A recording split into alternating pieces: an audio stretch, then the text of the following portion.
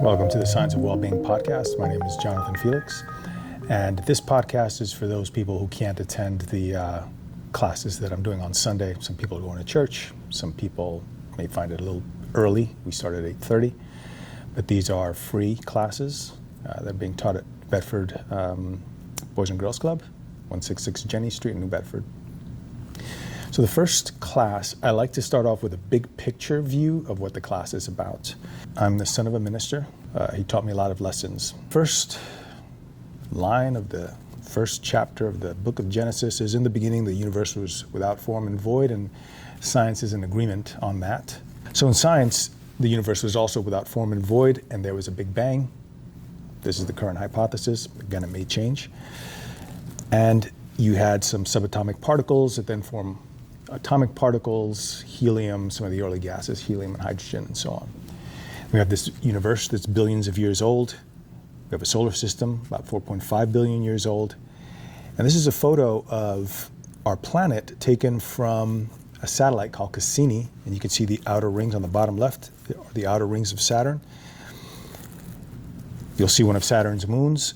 And the little speck underneath Saturn's moon is our planet, planet Earth.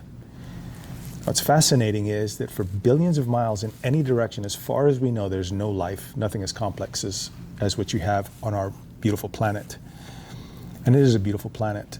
In the next image, these are grains of sand that were taken by a photographer. He went to the beach, picked up some grains of sand, put them under a microscope.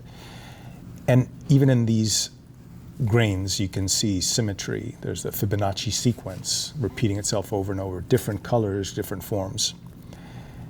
This is a snowflake under a microscope. And again, you see not only symmetry, there's beauty, there's detail. You have a perfect hexagon in the center. And this beauty and perfection is there whether we acknowledge it or not, whether we see it or not. And I think that's one of the beauties of life. There's so much perfection and beauty all around us in this very moment. And it's there and it's available for us to discover if we choose to.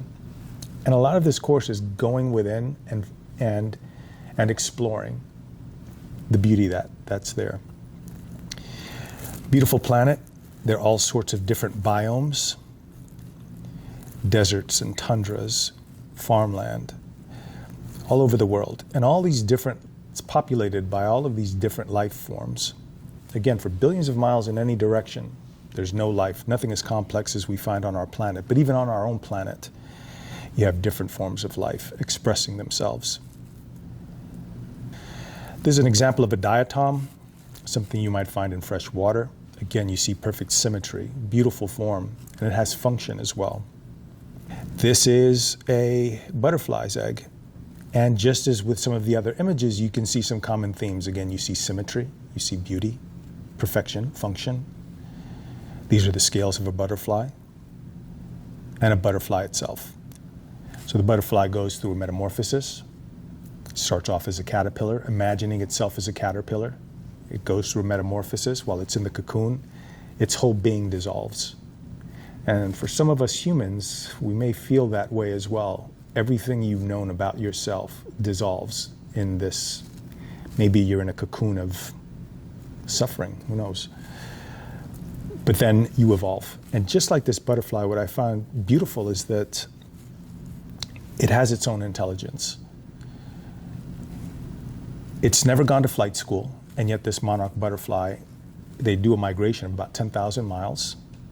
I'm in Massachusetts, so from Massachusetts, it'll find its way to Mexico somehow. Without any global positioning, satellites, it's never been to flight school, knows nothing about currents and winds or anything like that. But there's a knowing. And it knows where to go. And there's something internally that tells it what to do.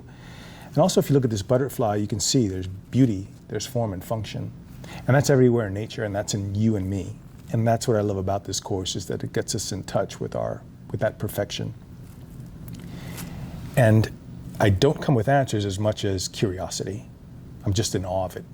So whether we're talking about butterflies or grains of sand, the sun, ourselves, it starts off at the quantum level. So at the quantum level, somehow this goes on to form a complex being like you and I with consciousness. We don't know how it works yet. Those subatomic particles go on to form atoms. There are different types of atoms. Those atoms go on to form macromolecules. So you have different types, amino acids, like proteins, and they're all different types of proteins, fatty acids, sugar molecules like carbohydrates, nucleotides like RNA, DNA, transfer RNA. Now we started off as a single cell, again with its own intelligence. Within it was a blueprint. It's able to self-generate. Again, going back to my upbringing, I have all these Bible verses that were imprinted in my memory. I'm fearfully and wonderfully made, and that my soul knoweth right well. I love that. So when you were born, you started off as a single cell, and there's an intelligence within that cell. For example, there are NR5A2 protein coding genes that regulate genome activation. Then you split to 2 cells. And that splits to more cells and more cells. And again, I stand in wonder because I know that this 98% of this human biomass is made up of hydrogen, carbon, oxygen, nitrogen, phosphorus, and calcium. Every level, intelligence. And if I were to go in and just study, I could spend my whole lifetime studying RNA and its functioning, or I could just study a certain type of protein. I could get a PhD for that, maybe even a Nobel Prize for that. But at every day, every moment, this intelligence is working to keep us alive. So it has its own intelligence, regardless of how intelligent you think you are. Maybe you went to school, maybe you got a degree, you didn't get a degree, you didn't pass this test, you don't think you're so bright. But at every single level of this is perfection and a lot of intelligence. And even if we see sometimes, we may see someone who's cognitively declined, somebody with Down syndrome. Nature got most of it right, though. And you still have a complex being. Perhaps a complex being, a beautiful being with a purpose. Maybe that person with Down syndrome is there to teach us how to be more compassionate, how to be more forgiving, how to be more loving. There may be a purpose for it. So again, we start off as a single cell. This intelligence knows how to separate that cell into 2 cells. And in just 5 weeks, you have a neural tube with a brain, a spinal cord. There's a tiny heart that's beating about 100 times a minute. After 6 weeks, you get these little leg and arm buds. After week 7, you get bone. After week 8, you get these proto-organs, teeth and taste buds, muscle. After 12 weeks, you have organs and limbs. Everything's set. You have a circulatory system, a digestive system, a urinary system, and on and on. Vocal cords that allow me to speak. Takes this little cell of intelligence about 14 weeks to produce that. Now, I've done construction work, and it would take me 14 weeks, probably took me about 14 weeks just to put together a bathroom. And the bathroom's not intelligent. So imagine constructing a human being from just a single grain, a single cell, or any being that comes from a single cell. It could be a tree, it could be a dinosaur. To me, I just stand in awe of that. So after 18 weeks, you get more complex things like a sleep-wake cycle. You're starting to kick and punch after 19 weeks. Eyelashes after 27 weeks, all this beauty. And again, at every single level, there's intelligence. So I have these organs, and just one organ, like the liver, it's got about 500 functions. I can name about 5 or 6 of those 500 functions. I know it produces bile, it excretes cholesterol and hormones, it metabolizes fats and proteins, it activates enzymes, but that's about it. And again, this organ didn't go to school, but it knows what to do. And you have all these other organs with specialized functions, with their own intelligence, and they know what to do.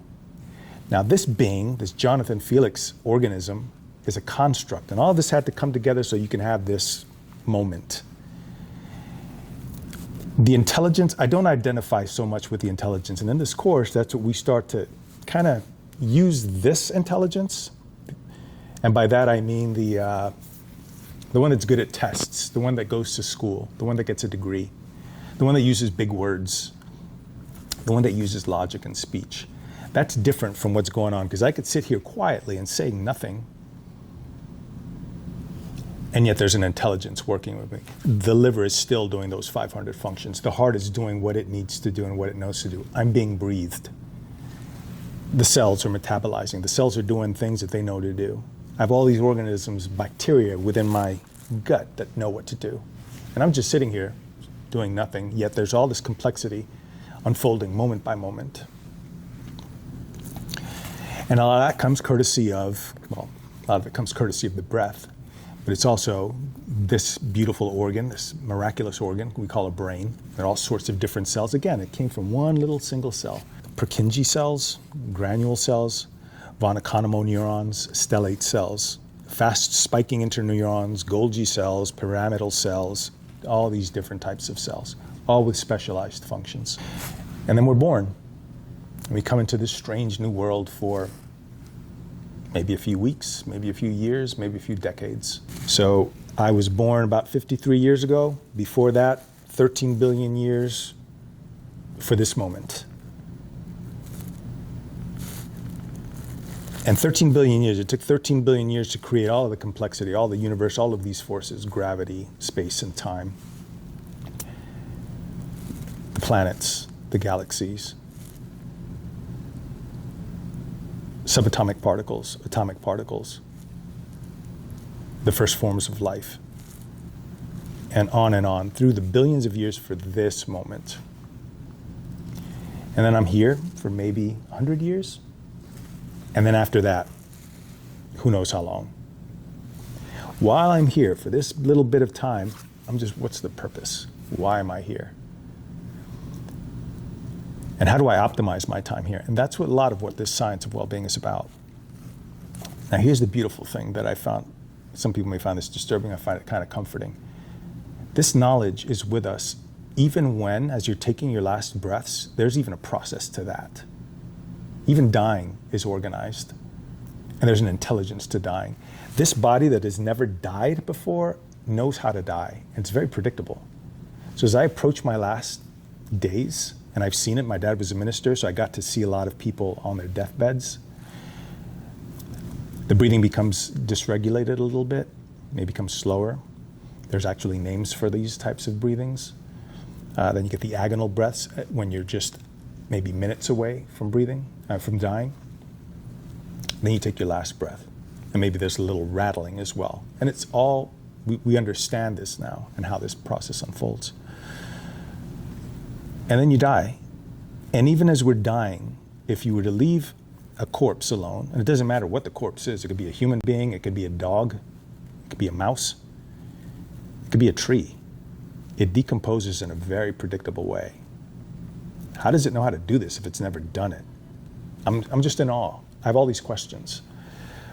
So even in death, we know after 1 or 2 hours there's rigor mortis, the small muscles tense up, then the larger muscles start to tense up, the arms and torso, the muscle tissues break down, the eyes get cloudy, stomach content, and not everything dies at the same moment. So you still may have processes that are continuing to allow this to occur. Then you get decomposition, and you have the decomposers. If I were to leave my body out, if I died in a forest, for example, there's a whole process. And eventually, this matter breaks down again. It goes back to those 6 elements: nitrogen, oxygen, carbon, phosphorus, calcium. The water molecules go back to the atmosphere. A lot of the earth elements go back to the soil. The heat dissipates, it goes back into the atmosphere. It's all organized and pretty beautiful. And then the universe continues. Billions of miles, no life, nothing as complex as this. So why are we here? What is the purpose? And those are some of the themes that we explore in this course, The Science of Well-Being. It was inspired by a professor at Yale, and not this course, but the professor's name is Laurie Santos, and she's a native of New Bedford. That's where I'm teaching this course. And it's available online as well. So it was the most popular course at Yale, and they brought it online, became the most popular course on Coursera, and you can find this course online. Just look up Science of Well-Being, go to Coursera, and you'll find this. So in 2007, a friend and cardiologist, Dr. Mike Rocha, told me that he was looking to start this initiative. And the reason why he was getting a bit frustrated, and I found that many physicians are somewhat frustrated with the system as it exists. Because he was getting these patients, and it was pills and procedures. And there are times where that would be absolutely necessary. But he thought that 80% of the illnesses that he's saying were preventable. And I spoke to other physicians that I knew and friends, and they were telling me, yeah, depending on the specialist, maybe 60%, 80%. So the 3 top killers in America right now: heart disease, diabetes, and cancer. To some degree, for some, in some cases, not in all cases, but this could be preventable. And you have strokes and arrhythmias, metabolic syndrome. And then you have, on the other end, these psychological diseases. So you have these physiological symptoms, and you have these psychological symptoms. And he was frustrated because, like, we're just treating the symptoms. You need to get to the root. And there's a beautiful medical school axiom that I love, and I use quite a bit. It's a little disgusting, but if 90 people are drinking from a well, or I'm sorry, if 100 people are drinking from a well and 90 get diarrhea, you can treat the symptoms or you can treat the water. And in our culture, we're treating the symptoms. We're not looking deeper. We're not looking systemically, because a lot of this stuff can be treated by going to the root level. A really important point here is that I'm not waiting for society to change. I'm not going to wait for culture to change, because I don't have that kind of time. So I'm working within my circle of influence, and that comes from a business book called The 7 Habits of Highly Effective People. I'm going to quote that book a lot. Now, he's talking about business, how to build a strong business. I'm talking about the business of living and applying these principles to the business of life. So what Dr. Rocha was trying to focus us on is focus on lifestyle, focus on choices, attitudes, habits, perceptions. And then a lot of these symptoms are going to go away. So here's an example. Let's say I go into the doctor, I've got inflammation. Now, I have some experience with this because when I was in the military, I was in pharmacy. So guy comes in, doc, I'm feeling this, elbow hurts, inflammation. And there are all sorts of problems that are inflammatory in nature. All right, so the doctor will tell you what the symptoms are. He can give you a pill. You come to me, I read the thing, I fill it, pharmacist checks it, and we send you on your merry way. The problem is, if you're not addressing the root causes, you may mask the symptoms for a while, but then they're going to return. They might even be stronger. So it could be, maybe you're not getting enough sleep. That's what's causing the inflammation. After 1 week of insufficient sleep, 711 genes are either upregulated, means they're turned on, or downregulated and they're turned off. The genes that were downregulated or switched off are associated with the immune system. Those genes that are upregulated or switched on are associated with inflammation, tumor, cardiovascular disease.